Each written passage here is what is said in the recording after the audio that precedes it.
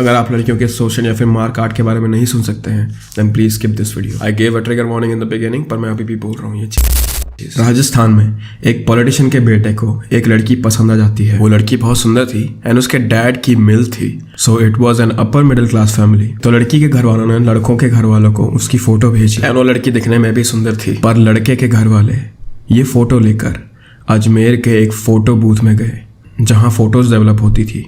ऐसा पहली बार नहीं हुआ था, पहले भी कई बार बहुत लड़कों की फैमिली शादी से पहले इस फोटो बूथ में आ चुके थे, रिश्ता करने या तोड़ने से पहले। और वहां जाकर इस फैमिली ने ये पूछा कि भैया देखना कहीं इस लड़की की फोटो सोफिया सेकेंडरी स्कूल की फोटो से मैच तो नहीं हो रही है,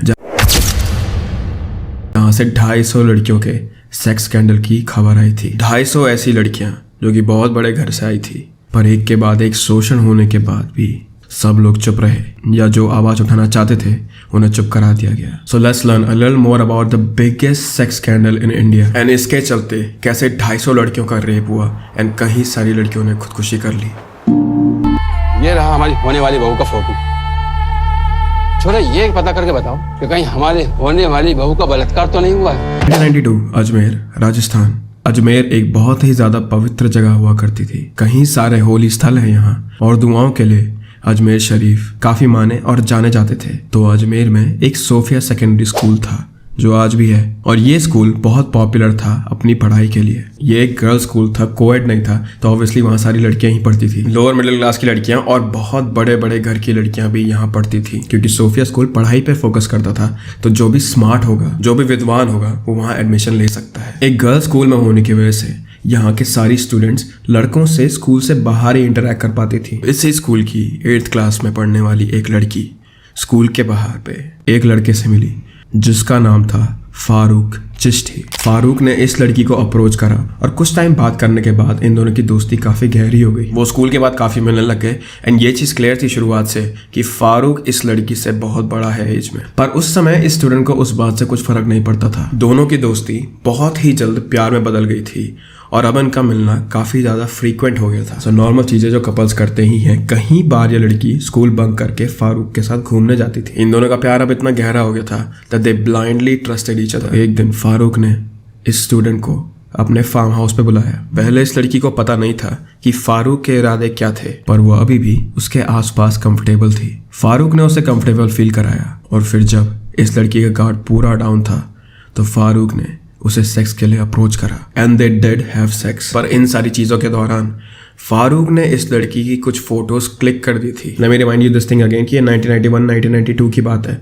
तो ये सारा प्यार, ये ऐसे एक लड़के से मिलना, फिजिकल रिलेशनशिप बनाना, ये सब कुछ टैबू था। तो फारूक ने इस लड़की की फोटोज ली और फोटोज क्लिक करने के बाद फारूक एकदम से स्विच हो गया। उसने इस स्टूडेंट को फोटोज की नेगेटिव दिखाई और कहा ये तुम हो। अभी तो इन तस्वीरों को मैं देख रहा हूँ, पर सोचो अगर ये तस्वीरें पूरे पड़ोस में फैल गई तो। फारूक ने स्टूडेंट को अपने प्यार में फंसाकर उसे फार्म हाउस ले जाकर अपने प्लान में स्टक कर दिया था। He was blackmailing her now. Farooq ने इस लड़की से कहा कि अगर तुम चाहती हो कि तुम्हारी फोटोज लीक ना हो तो अपने स्कूल से अपनी एक और दोस्त को मेरे फार्म हाउस लेकर आओ। अगर तुम ऐसे करती हो तो मैं तुम्हें तुम्हारी तस्वीरें वापस दे दूंगा या फिर तुम्हारी फोटोज को जला दूंगा। पर अगर तुम अपनी किसी दोस्त को यहाँ नहीं ला पाए तो मैं ये सारी की सारी फोटो स्कूल में और पड़ोस में लीक कर दूंगा। And this was the beginning of biggest sex scandal in India.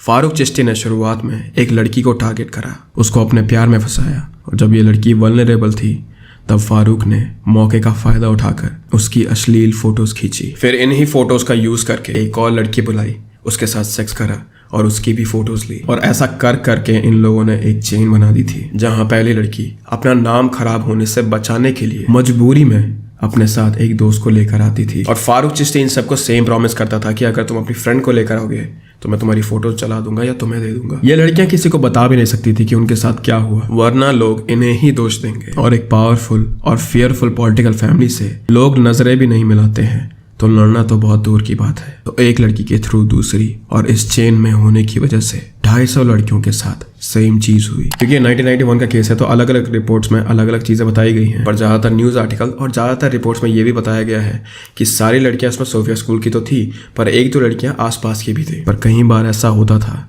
कि सेम लड़की को बार बार बुलाते थे और उसके साथ सेक्स करते थे। सेक्स नहीं बोलूंगा मैं इस चीज को, वो उसके साथ रेप करते थे, जिसकी वजह से आइसोलेशन में और किसी को भी अपना दर्द ना बता पाने की वजह से ये लड़कियां अंदर से टूटने लगी और इन लड़कियों ने एक एक कर सुसाइड करना शुरू कर दिया था। अब सुसाइड होने के बाद तो स्कूल में भी और स्कूल के आसपास पेरेंट्स में भी ये बात फैलने लगी कि ये सुसाइड सेम स्कूल में क्यों हो रहे हैं। और जब ये सुसाइड का रेट बढ़ रहा था तब फारूक के साथ कुछ और ही हो रहा था। इस समय फारूक और उसके दो दोस्तों के साथ और भी ज्यादा मर्द जुड़ गए थे जिन्होंने साथ में मिलके या फिर अलग अलग दिन इन लड़कियों का रेप करा। ज्यादातर लोग इसमें आम वर्कर्स थे, पर कई सारे लोग इसमें पॉलिटिशियंस भी थे। तो इन आम वर्कर्स में से ही किसी एक ने ये फोटोज, ये नेगेटिव डेवलप होने के लिए दे दी। अब जब फोटोज डेवलप होने के लिए दी तो पहले कैमराज में ऐसा नहीं होता था कि फोटो क्लिक करी और हमारे पास पिक्चर आ गई। पुराने वाले कैमराज में नेगेटिव रील्स होती थी, जो कि तुम में से बहुत सारे लोगों ने शायद ना देखा हो। वैसे तो मैं 100% श्योर तुम लोगों ने देखा होगा अपने पेरेंट्स की, बट शायद से नहीं देखा होगा। तो नेगेटिव रील्स को फोटोज में डेवलप करने में क्या होता था, कहीं दिन लग जाते थे। तो जिस फोटो वाले के पास इस आम आदमी ने, इस रेपिस्ट ने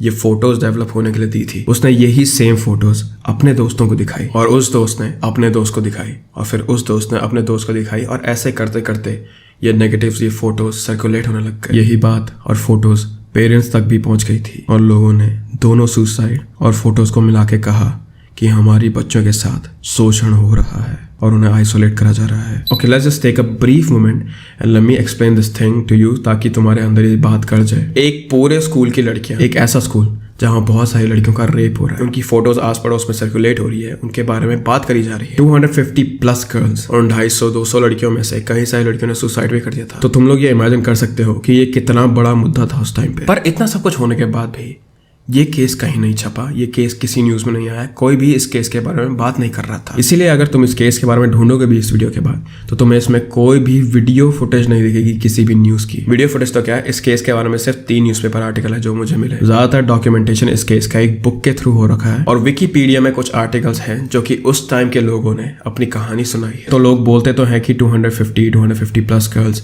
पर क्या पता कितनी लड़कियां होंगी उसमें। और इस केस के न्यूज में ना आने के पीछे 3 रीजन थे। एक तो लड़कियां और उनके घर वाले डरे हुए थे कि अगर ये केस न्यूज में आया तो हमारे परिवार का, हमारी लड़की का नाम खराब हो जाएगा। दूसरी चीज ये थी कि फारूक चिश्ती की फैमिली काफी स्ट्रांग थी एंड किसी को भी उनसे पंगा या लड़ाई नहीं करनी थी। और तीसरी और सबसे इम्पोर्टेंट चीज उस समय ये थी कि अगर ये सेक्स स्कैंडल न्यूज में आता तो उस समय अजमेर में बहुत भयानक दंगे हो जाते। ज्यादातर सोफिया स्कूल की लड़कियां जिनके साथ रेप हुआ था वो हिंदू थी और फारूक चिश्ती और उसके दोस्त मुस्लिम थे। तो तुम भी सोच सकते हो कि कैसे ये बात हिंदू मुस्लिम की फाइट में चेंज हो सकती है। और ऐसी लड़ाइयों में, ऐसे हालात में हमेशा पॉलिटिशियंस ही फायदा उठाते हैं और जो पीड़ित हैं, जो लोग एक्चुअली सफर कर रहे हैं, उन्हें कोई इंसाफ या जस्टिस नहीं मिलता। पर फिर मई 1992 में एक रिपोर्टर को ये फोटोज मिली। उसका जो कोलीग था उसने इस रिपोर्टर से कहा कि इन फोटोज की मदद से हम भी इन लड़कियों को ब्लैकमेल कर सकते हैं और इन लड़कियों के साथ अपनी मनमानी कर सकते हैं। एक लड़की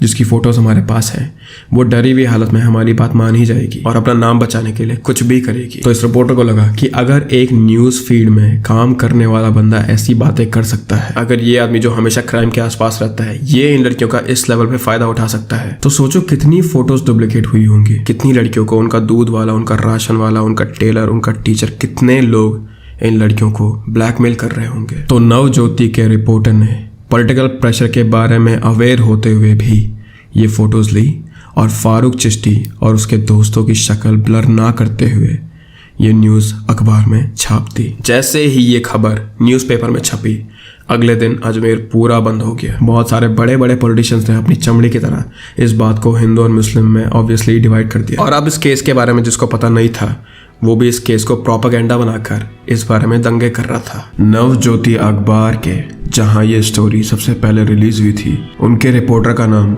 मदन सिंह था जो कि 32 साल के थे।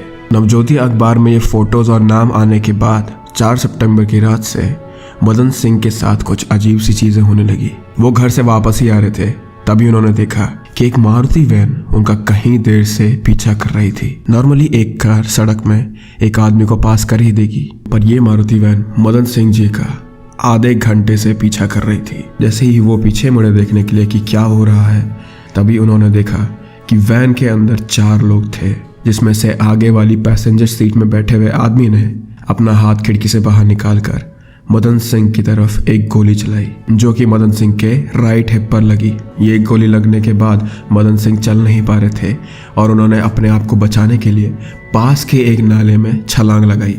और शायद गोली की आवाज़ से या मदन सिंह के चिल्लाने की आवाज़ से पास के कुछ लोग वहां आए, जिसे देखकर 4 लोग जो वैन के अंदर बैठे थे वो वहां से भाग गए। इसके बाद मदन सिंह जी को हॉस्पिटल ले जाया गया, पर उनकी हालत बहुत खराब थी। न्यूज़ को आए हुए और मदन सिंह जी पर गोली चले हुए अब 2 दिन हो चुके थे। तो इस इंसिडेंट के 2 दिन बाद हॉस्पिटल में रात को करीब 11 बजे 3 लोग आए। हॉस्पिटल के बाहर एक पुलिस वाला भी खड़ा था मदन सिंह जी को प्रोटेक्ट करने के लिए, पर फिर भी ये 3 लोग कुछ करके हॉस्पिटल के अंदर आए और मदन सिंह जी के रूम में आकर उन्होंने मदन सिंह जी को बेड में ही गोली मार दी। प्रॉबेबली ये इसलिए करा गया था क्योंकि मदन सिंह जी ने वैन में कुछ ऐसे लोग देख लिए होंगे जिनके नाम अगर न्यूज़पेपर में आते तो उनकी रेपुटेशन बहुत खराब हो जाती। And that's what happened to the first guy who raised his voice against this scandal. But the main thing was कि उन लड़कियों का क्या हुआ। शुरुआत में 250 में से 32 लड़कियां सामने आई और उन्होंने पुलिस स्टेशन में लड़कों को देखकर आइडेंटिफाई करा कि इन्होंने हमारा शोषण करा है। अब ये नंबर 32 ही क्यों था? रहे देखो, जो लड़की पुलिस के पास जाएगी उसका पक्का नाम खराब हो, क्योंकि वो लड़की पुलिस के पास जाएगी ही इसलिए क्योंकि उसका रेप हुआ था। फिर दूसरी चीज़ ये थी कि फारूक की फैमिली से, ये जो इस केस से जुड़े हुए पॉलिटिशियंस थे, उनकी फैमिली से लड़कियों की फैमिली को धमकियां मिल रही थी। तो सारी लड़कियां डर रही थी। बस 30-32 लड़कियां ही बाहर आई आइडेंटिफाई करने के लिए क्रिमिनल्स को। जैसे मैंने तुम्हें बताया कि इन लड़कियों का शोषण काफी सारे पॉलिटिशियंस ने भी करा था, बड़ी बड़ी पार्टी के लोग भी इन्वॉल्व थे। तो जब ये लड़कियां बाहर आई तो उन्होंने इन लड़कियों को ब्लैकमेलिंग, थ्रेटन करना शुरू कर दिया और उनकी फैमिलीज को मारने की बात करी। तो डर की वजह से काफी लड़कियां बाहर हो गई थी और 32 में से लास्ट में बस 2 लड़कियां बची थी। पर जो ये 2 लड़कियां थी, ये लास्ट तक अपनी बात पे डटी रही। इन्होंने रिपोर्ट लिखाई और काफी दिनों तक धमकी, हरासमेंट और डर में रहने के बाद भी ये अपने स्टेटमेंट से हिली नहीं। तो पुलिस ने भी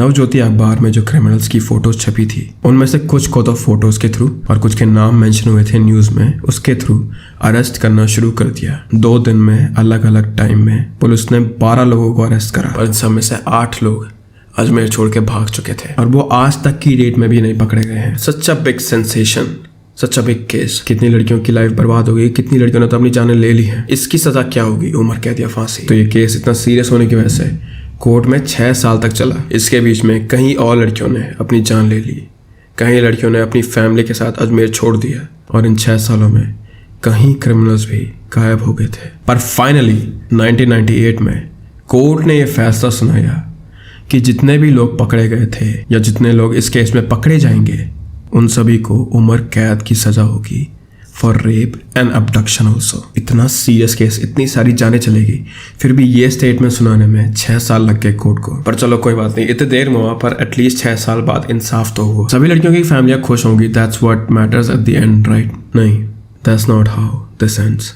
सम people they never get a happy ending. सबसे पहले तो जो फैमिलियां इस केस से मूव ऑन करना चाह रही थी, उन लड़कियों को कहीं भी जाने से पहले या उन लड़कियों को कहीं भी ले जाने से पहले उनकी फोटोज चेक होती थी कि कहीं ये लड़की अजमेर सेक्स स्कैंडल में तो नहीं थी। वो लोग जी तो रहे थे, पर समाज में इन लड़कियों की और इन लड़कियों की फैमिली की कोई भी वैल्यू नहीं थी, कोई भी जगह नहीं थी। और इससे भी ज्यादा बुरी बात ये थी कि इस जो सेक्स स्कैंडल का मास्टरमाइंड था फारूक चिश्ती, वो ही इस केस में बच गया था। 1993 में फारूक चिश्ती के लॉयर ने कोर्ट में पेपर्स के थ्रू ये साबित कर दिया कि फारूक की मेंटल स्टेट कुछ ठीक नहीं है। फारूक चिश्ती कोर्ट में भी पागलों जैसा बिहेव कर रहा था और अब यहाँ से ये केस थोड़ा अजीब सा हो जाता है। अचानक ही जिन लोगों को एक एक कर सजा मिल रही थी 1998 में, उनमें से 4 लोगों की सजा उम्र कैद से 10 साल कर दी गई थी और जो भी लोग अंदर जेल में थे वो भी बेल से एक एक कर बाहर आ रहे थे। पर सबसे बड़ी बात, जो तीनों चिश्ती थे, फारूक, नफीस और अनवर,